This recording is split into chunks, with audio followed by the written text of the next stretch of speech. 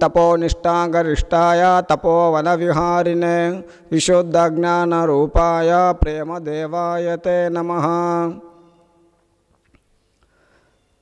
తపోవనము ఆశ్రమము సంస్థాపకులు, సనాతన ధర్మ సమాజము వ్యవస్థాపకులు, బ్రహ్మచారి మహర్షి సద్గురు శ్రీ శ్రీ శ్రీ ప్రేమానంద స్వామి గురుదేవుల పాదపద్మములకు సాష్టాంగ నమస్కారములు. ఇచ్చటి నా తోటి స్వాములకు, ఇచ్చటి భక్తాదులకు అందరికీ నమస్కారములు.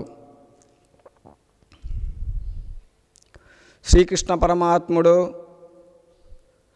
శ్రీమద్ భగవద్గీత యందు 18వ అధ్యాయములో చెప్పినటువంటిది, యజ్ఞదాన తపకర్మాణ త్యాజ్యం కార్యమేవ తతో యజ్ఞోదానం తపశ్చైవ పావనాని మనీషిణాం. యజ్ఞదాన తపకర్మాణ త్యాజ్యం కార్యమేవ తతో యజ్ఞోదానం తపశ్చైవ పావనాని మనీషిణాం.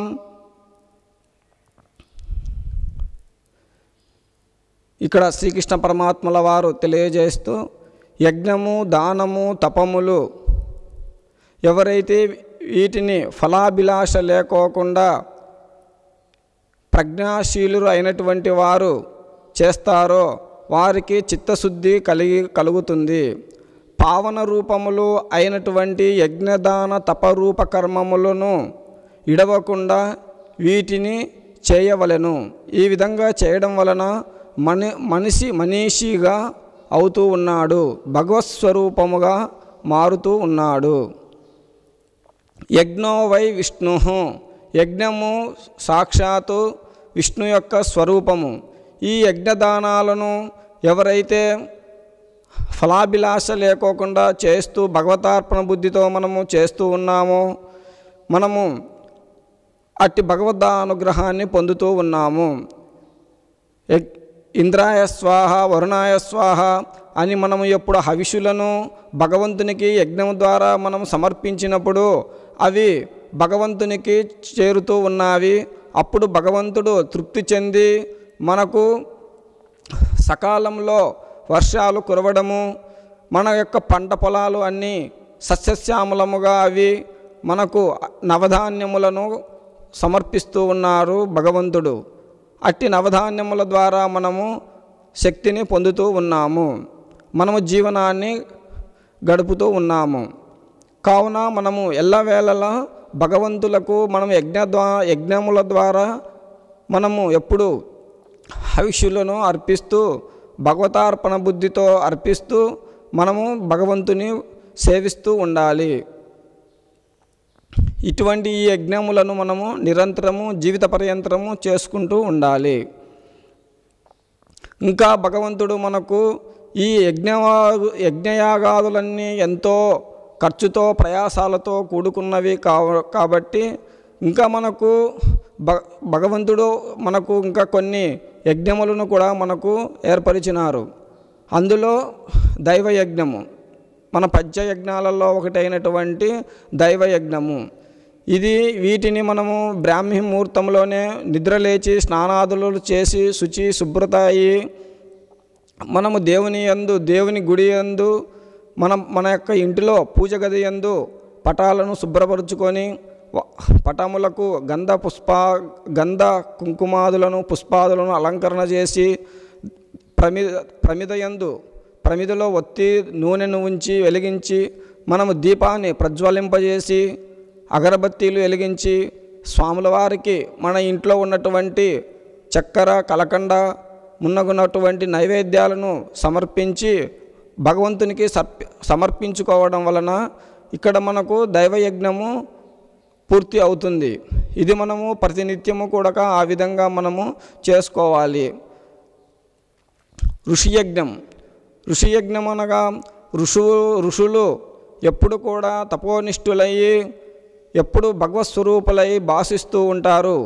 మనకు నడియాడే దేవతలు ఋషులు గురువులు కాబట్టి మనము గురువులు చేసేటువంటి పనిని మనము కూడా ఆచరించుకోవాలి. గురువులు ఎప్పుడు సనాతన ధర్మ మార్గములో నడుస్తూ ఎప్పుడూ నిత్య పారాయణ అనుష్ఠానాలతో వాళ్ళు జీవితాన్ని గడుపుతూ ఉంటారు. మనము కూడా ఆ విధంగా గురుదేవుల దగ్గరికి వెళ్ళి గురుదేవుల దగ్గర ఉపదేశములను పొంది గురువులు ఏ మార్గంలో నడుస్తూ ఉన్నారో మనము కూడా ఆ విధంగా నడుచుకోవడం వల్ల ఇక్కడ మనకు ఋషియజ్ఞము పూర్తి అవుతుంది. పితృయజ్ఞము మనముకు ప్రత్యక్ష దేవతలుగా మనకు భాషించేటువంటి వారు తల్లిదండ్రులు. ఎవరైతే మనము ఎప్పుడు తల్లిదండ్రులను త్రికరణ శుద్ధిగా సేవించుకుంటూ తల్లిదండ్రులనే పార్వతీ పరమేశ్వరులుగా వాళ్ళని చూసుకొని వారిని పూజించుకుంటూ వారికి ఎప్పుడు పాద నమస్కారములు చేసుకుంటూ వారికి ప్రదక్షిణలు చేసి నమస్కారం చేసుకోవడం వలన మనకు ఇంకా భక్తి ఏర్పడుతుంది. భగవంతుని యందు కూడా ప్రీతి కలుగుతూ ఉంది. దీని ద్వారా తల్లిదండ్రుల యొక్క అనుగ్రహాన్ని, గురువుల అనుగ్రహాన్ని, పరమేశ్వర అనుగ్రహాన్ని మనం పొందగలుగుతాము. మరి ఆనాడు కైలాసములో శ్రీ విఘ్నేశ్వర స్వామివారు కూడా పార్వతీ పరమేశ్వరుల అయినటువంటి తల్లిదండ్రులను త్రికరణ శుద్ధిగా సేవించి స్వాముల వారు పార్వతీ పరమేశ్వరుల యొక్క అనుగ్రహానికి పాత్రులు అయినారు.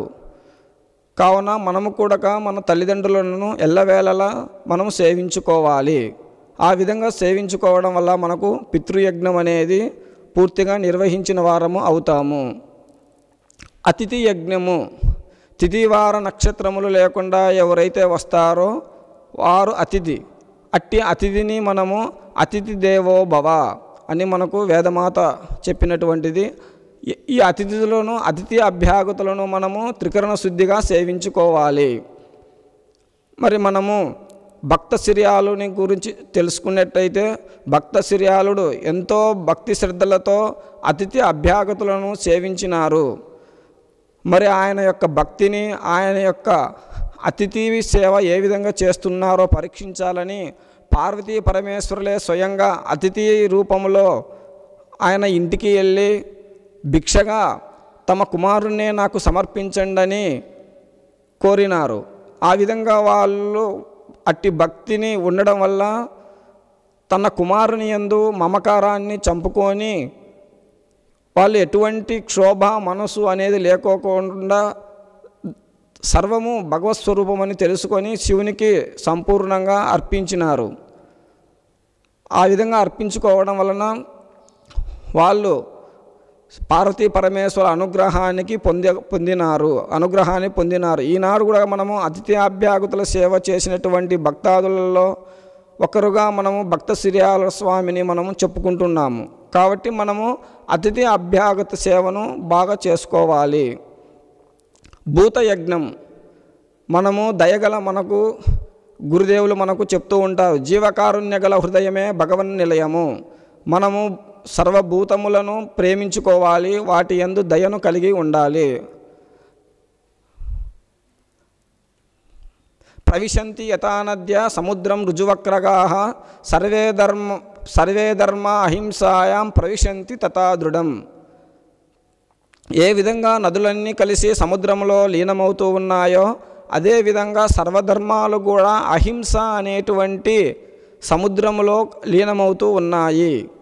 కాబట్టి జీవకారుణ్యం గల వ్రతమే చాలా గొప్ప వ్రతము.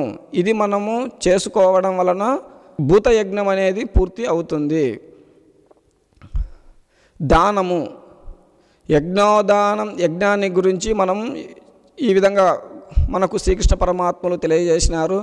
యజ్ఞదాన తపకర్మాణ త్యాజ్యం కార్యమేవ తతో యజ్ఞోదానం తపశ్చైవ పావనాని మనీషినాం.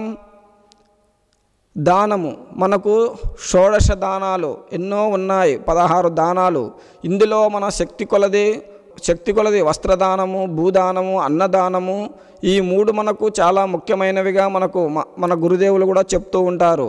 ఇవి చేసుకోవడం వలన వచ్చే జన్మలో మనకు వసతి కావలసినటువంటి ఇండ్లు ఒక భూదానం చేసుకోవడం వల్ల, గృహదానం చేసుకోవడం వల్ల, గృహదానము, అన్నదానము, వస్త్రదానము, గృహదానము చేసుకోవడం వల్ల వచ్చే జన్మలో మనకు ఉండేటందుకు ఒక ఇండ్లు ఉంటుంది. వస్త్రాలు, శరీర రక్షణార్థం మనకు వస్త్రదానం చేసుకోవడం వల్ల వచ్చే జన్మలో మనకు వస్త్రాలు సంప్రాప్తి అవుతాయి. అన్నదానం చేసుకోవడం వల్ల వచ్చే జన్మకు కూడా మనకు అన్నము సంప్రాప్తిస్తుంది. ఈ అన్నదానము చేసుకోవాలి. ఈ ధనాన్ని న్యాయార్జితంగా సంపాదిస్తూ వాటిని భగవదార్పణ బుద్ధితో చేసుకోవాలి. కృతయుగములో అయితే మొత్తం వారు సంపాదించిన ధనాన్ని 75% దానం చేసేవారు. ఒక 25 భాగము మాత్రమే తన యొక్క పోషణార్థమై ఉంచుకునేవారు. మరి ఈ కలియుగ ధర్మంలో, ఈ కలికాలంలో కనీసము 75% తన యొక్క పోషణార్థం ఉంచుకున్నప్పటికీ 25% తను దాన ధర్మాలు చేసుకోవాలి. ఆ విధంగా చేసుకోవడం వలన తనకు పుణ్యం సంప్రాప్తిస్తుంది. దాని ద్వారా భగవదార్పణ బుద్ధితో చేసుకోవడం వలన తనకు పుణ్యము చేకూరుతుంది.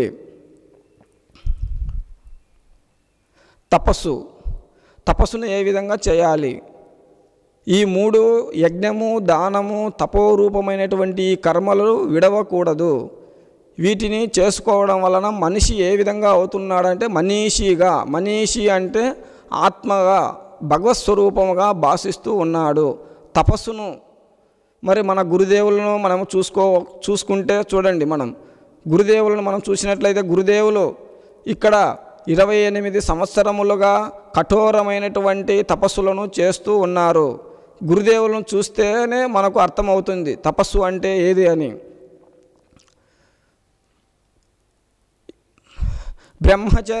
బ్రహ్మచర్యం జపోర్మౌనం నిరాహారత్యమేవ చ ఇత్యేతత్ తపసో రూపం సుఘోరం సుదురాచరం.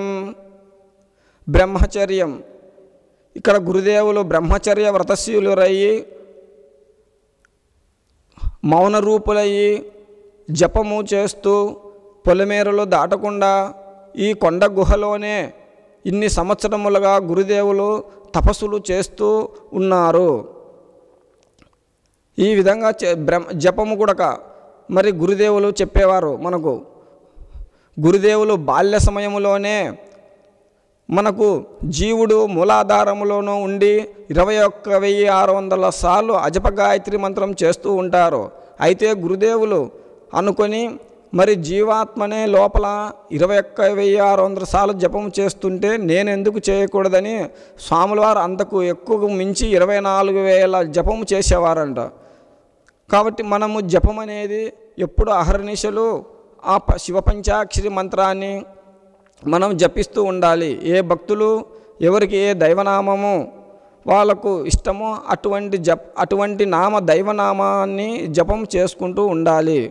అట్టి జపము ద్వారానే జపతో నాస్తి పాతకం. జపము చేయడం వల్ల తన యొక్క పాతకములన్నీ వెళ్ళిపోయి తనకు పుణ్యం చేకూరి ఆ పుణ్యం ద్వారా జ్ఞానం ఏర్పడి తనకు భగవత్స్వరూపుడిగా భాషిస్తూ ఉన్నాడు. జపము, మౌనంగా ఉండడము.